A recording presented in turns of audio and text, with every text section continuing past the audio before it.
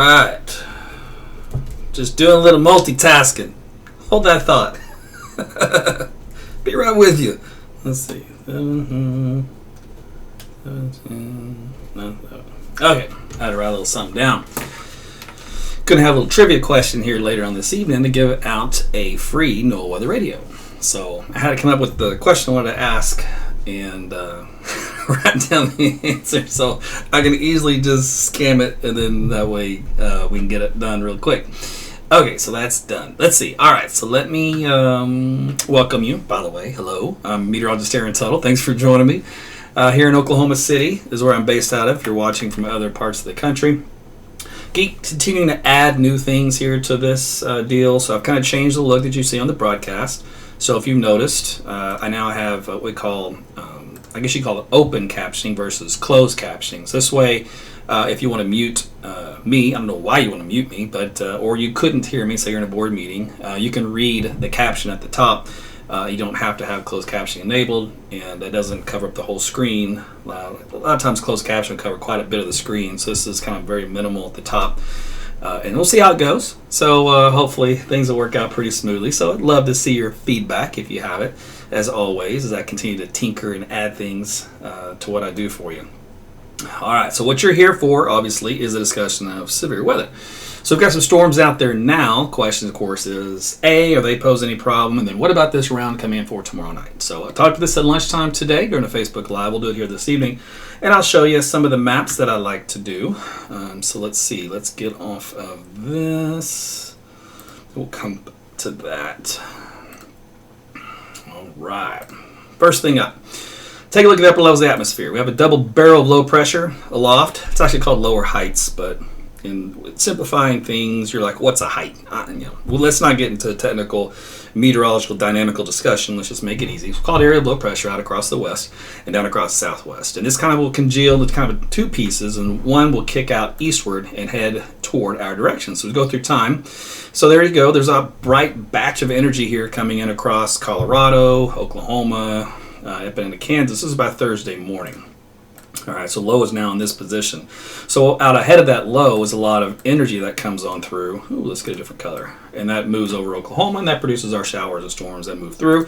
And if other things come into play, you can get some severe weather with that. And so we'll have a little bit of that here for tomorrow evening into tomorrow night. That little system will kind of zip on into the Central Plains. We're only getting a taste of it, just a glancing blow, if you will. And that's all she wrote. No major systems after that, so things are kind of quiet down. The pattern's going to be kind of chaotic, and kind of it has to get its act back together for more severe weather here, so it may be a minute, but that's fine with me. The longer we can go without severe weather, I'm sure you guys are really going to enjoy that. By the way, let's take a look real quick. Here's a look at the evening radar, and it does show some good rains moving through the state, but these are not severe, but they are some good heavy rain producers, and it's been kind of cold, and you've seen temperatures in the mid-50s, and that's the main reason why I didn't have any severe weather today, just because we're on the cold side of a cold front. Perfect timing for that front to come in here before this system kind of worked its way in from the north and west. If we take a look, let me go back to this map here, rainfall amounts over the last, let's call it 24 to 48 hours, we're actually pretty decent. About an inch or so out here across western and central Oklahoma. Eastern Oklahoma, you're still getting some more. There's a little, lull there behind my head. And then down southeast Oklahoma, up around an inch or so. If we look at like the 5-day total, we've had some really good rainfall. Let's do this. Here we go. So good. I mean, it's hard to get a good soaking rain like this for almost everyone. Exception would be the Panhandle, but hey, they got half an inch. That's big time for those folks. Otherwise, several pockets here of 2, even close to 4 inches on radar. So we've had plenty of rain here the last few days. We're still going to have one more round, and then we're done with that. But you need the rain you can get heading into our wet season. Okay, so let's move on here. I want to show you some of the other things that are important in nature, and let's zip on in and change the radar view here. First thing I'm going to do is show one of the CAM models. The CAM models are what we call our severe weather models. They're short-term models, and they can paint a pretty good picture as far as what the outlook should look like in theory. So as we head on into time, we have that little batch of rainfall moves through tonight, still lingering across the Red River Valley in North Texas and Dallas in the morning hours. That moves on off. to the east rather quickly and dies out. The next round starts to develop here in southwest Oklahoma by around 9 o'clock tomorrow evening and into northwestern Texas. Now, this is where things kind of deviate. Through the midnight hour, you can see it moving into central Oklahoma. So the midnight hour, roughly from central Oklahoma down south into north Texas, west of Dallas, all the way down to far central Texas. So that's kind of where that activity is going to reside.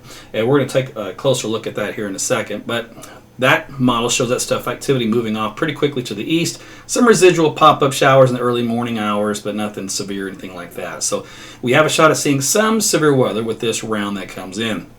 We're going to look at a couple of more of these, and then we're going to move on to the next topic. So here's another model which shows a big round of storms tonight. Moving out of here, here comes the next round. A little different look.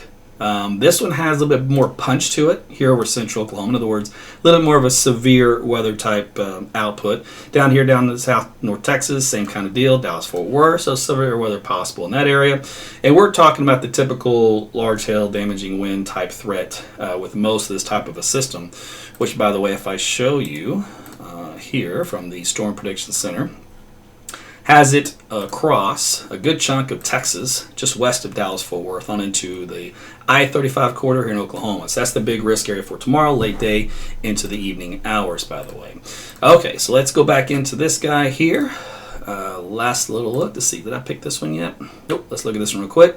This data just now came in, so I haven't had a chance to look at it, the new output here, and I wanted to compare it to the other model. And it struggles to keep these storms together as they move into central Oklahoma.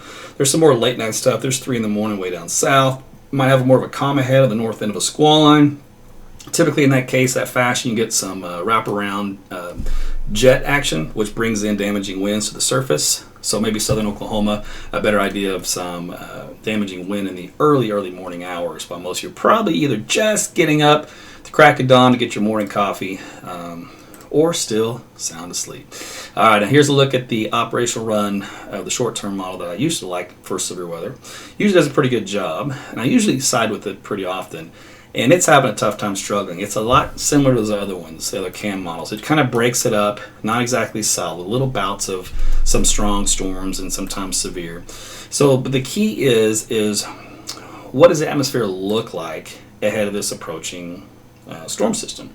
Well, we usually look at soundings to see how the shear is doing in the atmosphere and what the sounding calls for.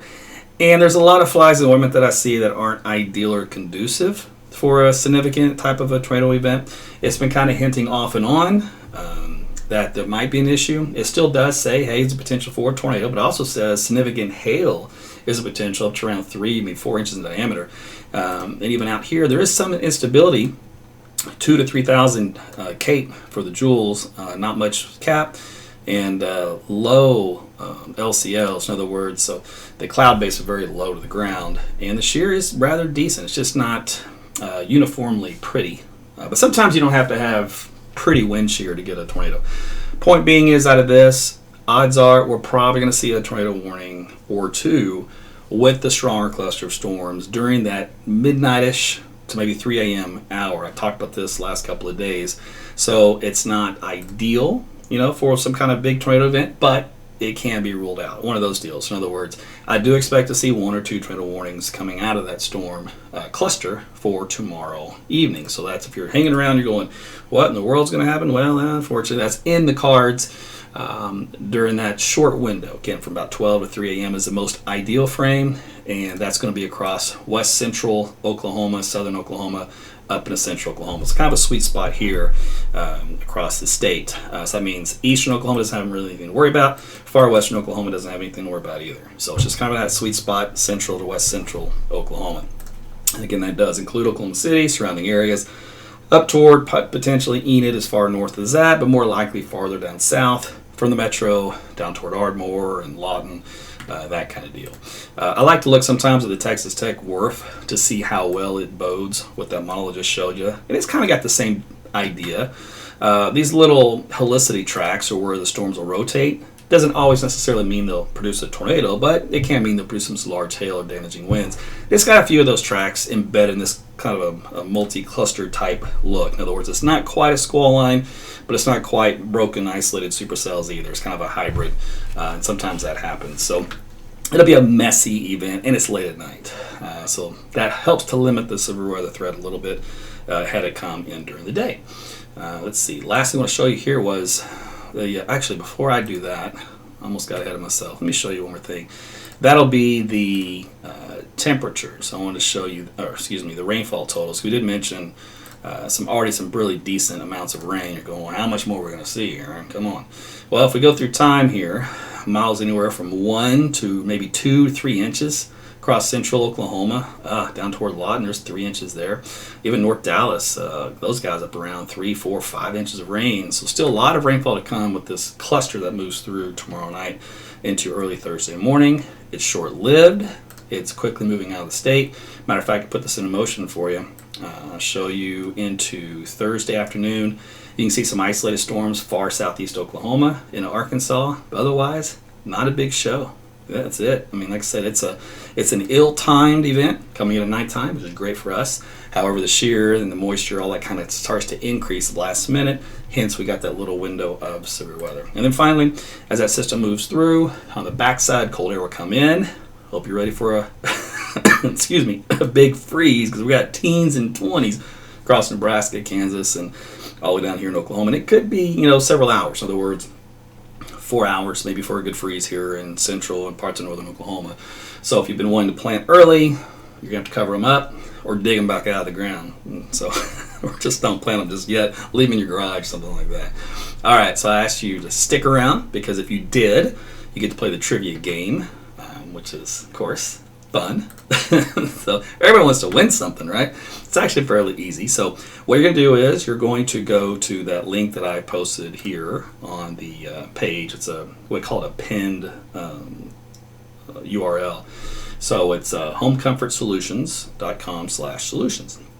All right, so you're going to go there, and then you're going to pop back on here with the answer. The first person I see with the answer. Now, Facebook won't show me everybody's answers. It's going to be on Facebook only, by the way. So if you're watching from YouTube and Twitter, or my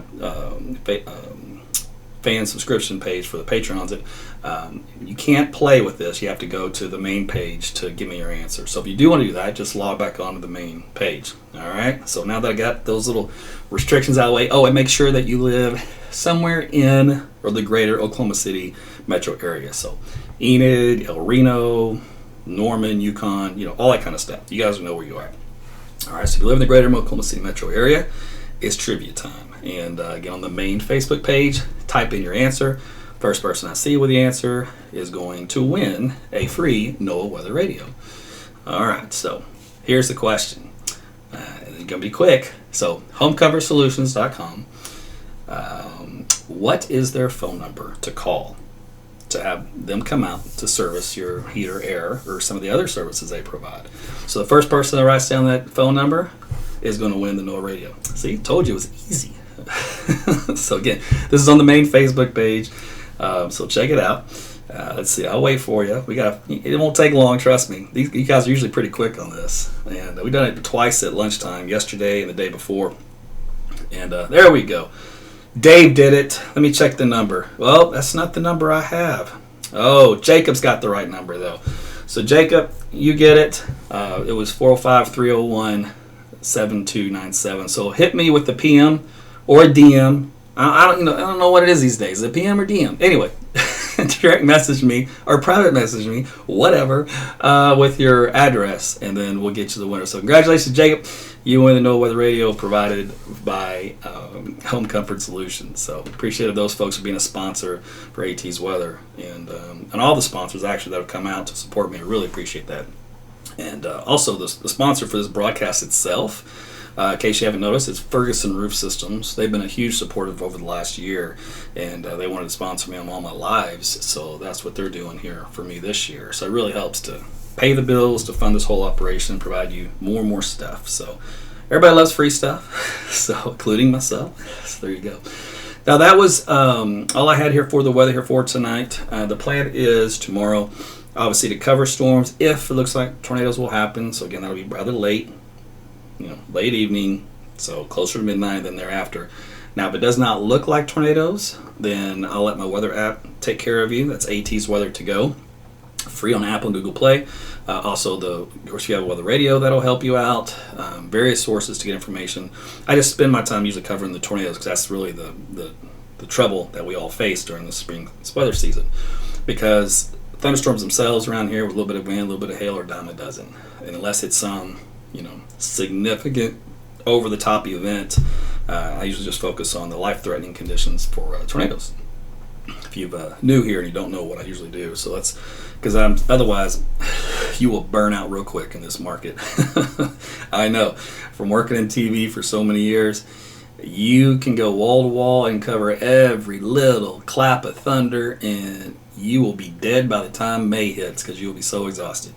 And ain't nobody got time for that. So I got a day job I got to do, so this is how I keep my sanity and get some sleep at the same time. So anyway, so hope you guys liked the broadcast this evening, some of the changes that I've made in the trivia question. So appreciate all you guys playing. I see all of your numbers that you guys have been putting on here, which is awesome. So thanks for plotting in all the numbers. And then going to check out their website and for watching AT's weather. So we're back again. If conditions warrant for tomorrow evening for the coverage, I may or may not do a Facebook Live before then. I'll probably do one maybe at lunchtime tomorrow, though, so check in around 12. Just kind of depends on my schedule and how things go, and if I need a break from looking at all the coronavirus news, I just need some sanity. I'll just come out here and talk to you about the weather and just completely check out of reality, and we can all just stay in the weather zone.